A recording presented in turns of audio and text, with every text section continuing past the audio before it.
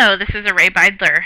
Today we're going to be talking about APA format, some guidelines and tips. This is a general overview of APA, and we're just going to talk about some of the tips related to the programs at Pacific University. Our agenda, we're going to start with an introduction to APA format, go over some general APA formatting tips, talk about citations and references, talk about when to use tables and figures, and go over some examples, and then finally some tips for successful APA formatting and some resources for you. So why APA? Why do we use the American Psychological Association's formatting in healthcare administration, management, and compliance? Really, it's about being clear and concise, this format. It uses simple, specific, plain language. It also uses the active voice rather than passive. And one of the main points is that it gives the reader the ability to locate the source materials. So when you're looking through your citations and working on your references, you really want to think about your readers and the ability for them to locate the resources later on. So that's why we're so clear in how to find the resources that we are citing.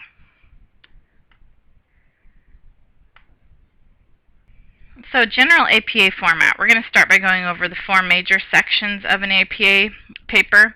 And this is the general APA format. Either your capstone projects or some of the other projects you have may have additional section requirements. We're going to talk about the title page, the abstract, the main body or the paper, and then the reference page. So just very briefly, the title page. The title page will include the title of the paper, the author's name or authors, and then the institution, so Pacific University in this case. Some of your instructors may ask that you put in the course number, and typically for shorter papers, I'd say, papers 3 pages or less, and it really depends on what your instructor tells you. You aren't required to use a title page or the abstract. So in talking about an abstract, this is really a brief summary of your paper, and it reviews the main points and the purpose. It's really just telling your reader, hey, what is this paper about? It's typically a single paragraph double-spaced, and your abstract should be between 150 and 250 words, not much longer than that. So the main body, the text, your paper, is aligned with headings. So there are different levels of headings. The first level would be centered, bold, mixed case. So if you're going to be using a header, you'd use that, and then you also have different levels of heading below that. You can see them all here. Typically, papers will have the first and the second heading, unless it's a very large paper and it has many sections. Your reference page starts directly after your main body of your paper. It starts on a separate page, and this is where you list all of your references in alphabetical order. We'll go over how to do that in just a minute. So before we get to the reference page, we're going to talk about citations, in-text citations. Typically, you're going to be, if you're either paraphrasing or quoting one of your references, you're going to use an in-text citation. If you're using short quotations, you will use direct quotes, and they do require a page number. Or if you don't have a page number, you could use a paragraph. If you're using an e-reader, you may have to count the paragraphs to where your quote comes from. So here's the example. You have the author's last name, the date of publication, and the page number, and you can write it out, according to the author. They said this, and then the page number. You always want to remember to introduce a quotation. You don't start a sentence with a quotation mark. You want to introduce it with according to, or just some kind of lead-in to that quotation. And then for long quotations that are longer than 40 words, you don't use quotation marks, and you indent that entire block of text. So again, in talking about in-text citations, It's the author date method, the author's last name and the year of the publication. If you're paraphrasing, you would put this at the end, and you would most likely use a page number if you were paraphrasing a lot, or if you were just wanting to make sure that you were citing information that was, maybe not paraphrased or even quoted, but you just wanted to make sure that your readers knew where that information originally came from. Even though it has your words in it now, you'd put this at the end of the paragraph or the end of the section. Use past tense or present perfect tense. If you are talking about your own research in your proposal, you may be saying future tense, but you're going to change it to past tense after your research has concluded. In paraphrasing, again, you want to use the in-text citation with page number if available. And for any reference you use in your paper, you want to make sure it's included in the reference list and vice versa. You don't want references that you don't have cited in your text.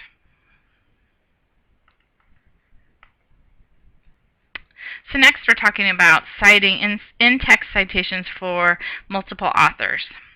If you are going to be citing two authors, you'll use last name and then 3 to 5, the first time it's cited, you list all the authors, and then the second time you can use et al.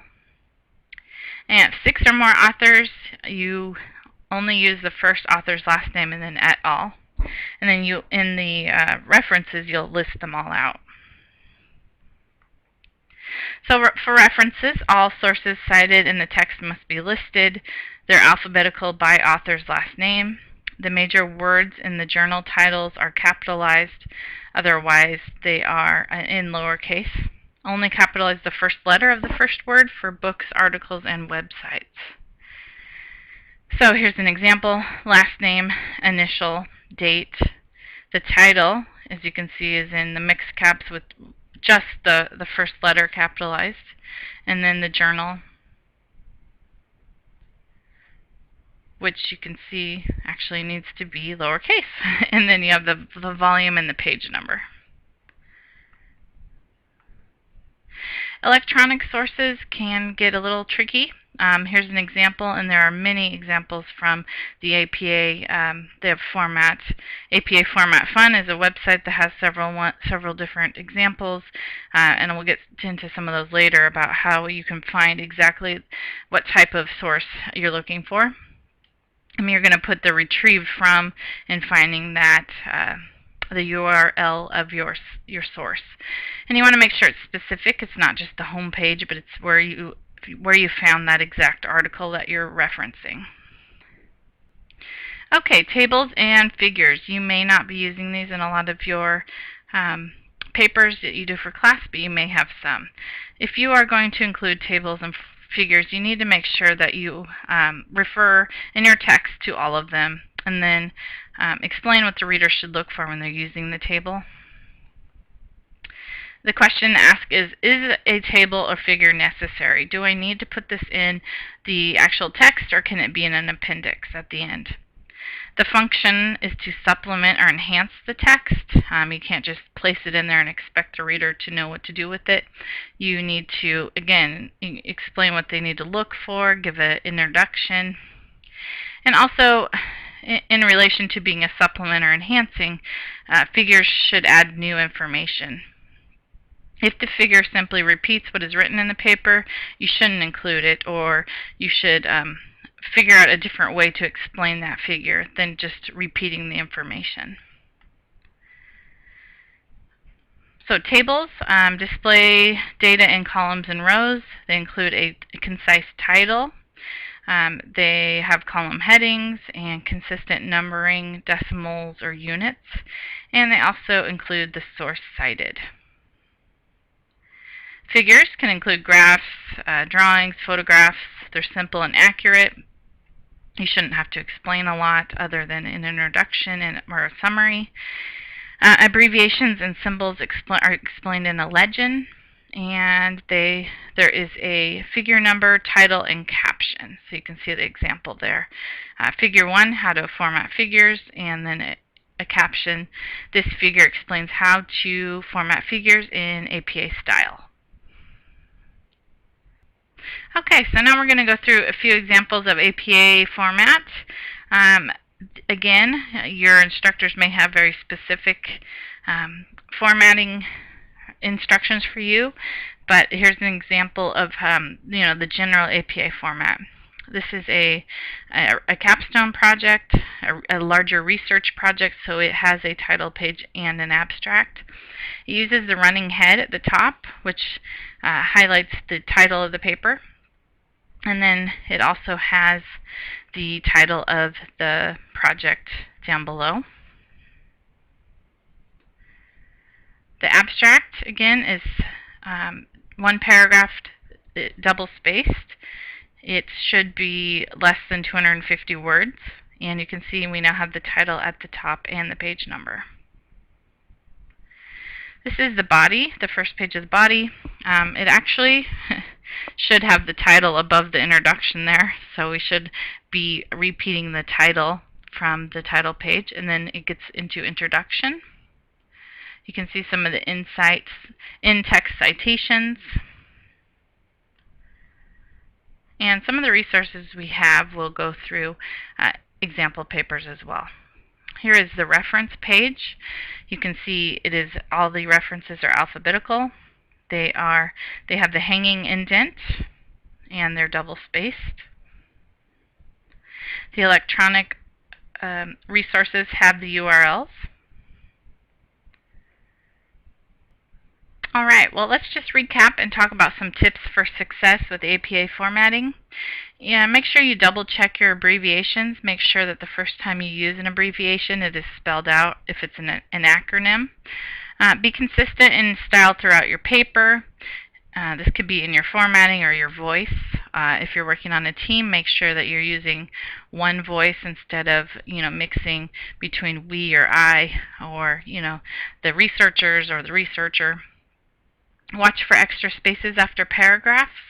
In some of the newer Word programs, it defaults and adds in an extra space. This is unnecessary, so make sure you set it to remove that extra space. Keep the abstract short and concise, and introduce your quotations. Don't just leave them up for, don't start a sentence with a quotation mark. Make sure the citations in your paper match those in your references, and vice versa. Ask someone to look at your paper, even if they're not reading it for content. They can help you look for errors in formatting. Use available resources. There are many free resources for APA. One of the ones we typically recommend is Purdue OWL. This is Purdue's APA site. They also have MLA and Chicago formatting as well.